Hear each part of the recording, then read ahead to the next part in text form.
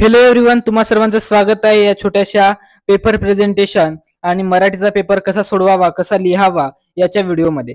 आजच्या या व्हिडिओमध्ये आपण बघूयात की एक टॉपर कशा पद्धतीने त्याचा मराठीचा पेपर लिहितो आणि मोस्ट एक्सपेक्टेड जे क्वेश्चन असतात तो त्याचे उत्तर कशा प्रकारे लिहितो. तर सुरुवात करूया आजच्या या प्रेझेंटेशनच्या व्हिडिओला. तर सुरुवातीला तुम्ही बघू शकता की मुखपृष्ठावर कशा प्रकारे रोल नंबर टाकायचा, एक पर्यवेक्षक साईन कसा करेल, त्याचबरोबर आपली जी विषय आहे तो कसा लिहायचा.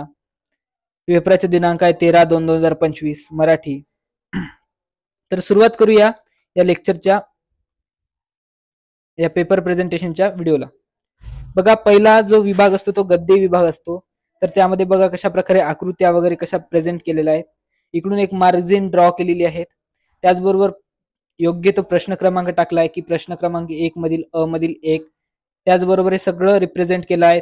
ज्याला कोणालाही डायग्राम काढण्यामध्ये अडचण असेल त्यांनी पेन्सिलचा वापर करा. ज्यांना योग्य डायग्राम काढता येते ते पेनचा वापर करू शकतात. अंडरलाईन केलेलं आहे सगळ्या आन्सरला. इम्पॉर्टंट पॉइंटला सुद्धा अंडरलाईन केलेलं आहे. बघा, स्वमत मधल्या सगळे जे इम्पॉर्टंट पॉइंट आहे ते सुद्धा अंडरलाईन केलेले आहे.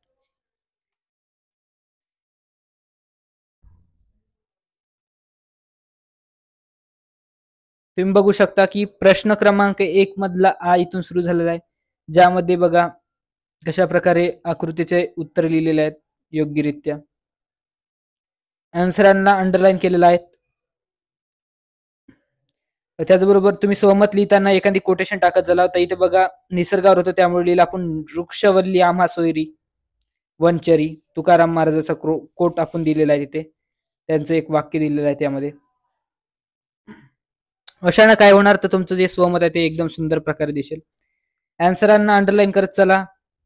हे सगळे प्रश्न इम्पॉर्टंट क्वेश्चन आहेत ज्याचे आन्सर आपण दिलेले आहेत. दुसरा विभाग असतो आपला पद्य विभाग असतो, ज्यामध्ये आपल्याला बघा य आणि र दोन ऍक्टिव्हिटी दिलेल्या आहेत 2-2 मार्कला. ते सोडवल्यानंतर आपण दुसरी असतो एक आकृती असतो त्याला पूर्ण करायचा असतो, केलेली आहेत.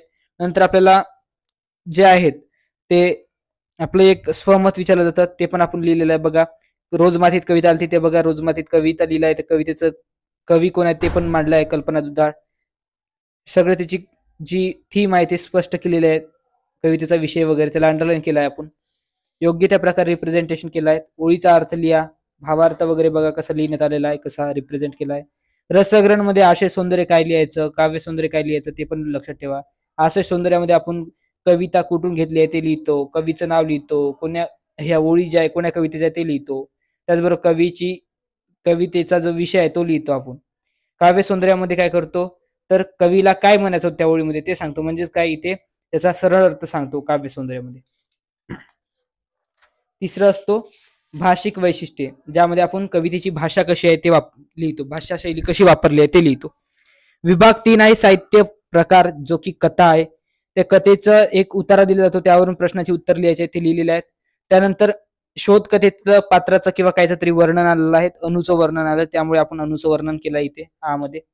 तुम्ही बघू शकता कशा प्रकारे वर्णन केलं आहे.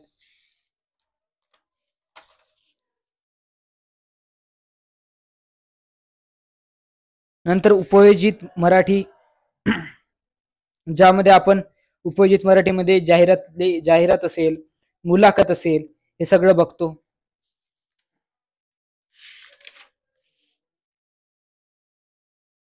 ओके, मुद्द्यांच्या आधारे वगैरे सगळं आपण लिहिलेलं आहे. त्यानंतर आपण आलेलो आहोत व्याकरण आणि लेखन. बघा, व्याकरण प्रश्नार्थी वाक्य केलं आहे. पांढरा रंग कोणाला आवडत नाही. होकारार्थीचं नकारार्थी केलेलं आहे, नकारार्थीचं होकारार्थी केलं आहे. दवाखान्यात हळू आवाजात बोला. तिथे असेल नकारार्थी दवाखान्यात मोठ्या आवाजात बोलू नये. होकारार्थी केलं दवाखान्यात हळू आवाजात बोलावे. नंतर दुसरं वाक्य आपण ओळखलं आहे समास होता. दुसरं ओळखलंय आपण अव्ययभावी समास, कर्मधारय समास. इथे बघा आता पूर्ण सेंटेन्स लिहायची गरज नाही, आपण डायरेक्ट त्याचे उत्तर लिहिलेले आहेत, ते तुम्ही बघू शकता कशा प्रकारे उत्तर लिहिलं आहे. आणि नंतर आपण निबंध लिहिलेला आहे तब्बल 1.5 पेजेसचा, तो कशा प्रकारे लिहिला आहे ते बघू शकता तुम्ही. 1 पेज आणि लास्टचं 1.5 पेज. अशा प्रकारे आपल्याला प्रेझेंट करायचा आपला पेपर उद्याचा. उद्याच्या पेपरसाठी शुभेच्छा तुम्हाला. तुम्ही सर्वजण अशाच प्रकारचं प्रेझेंटेशन करसाल आणि चांगले मार्क्स मराठीमध्ये घेऊन येसाल. धन्यवाद.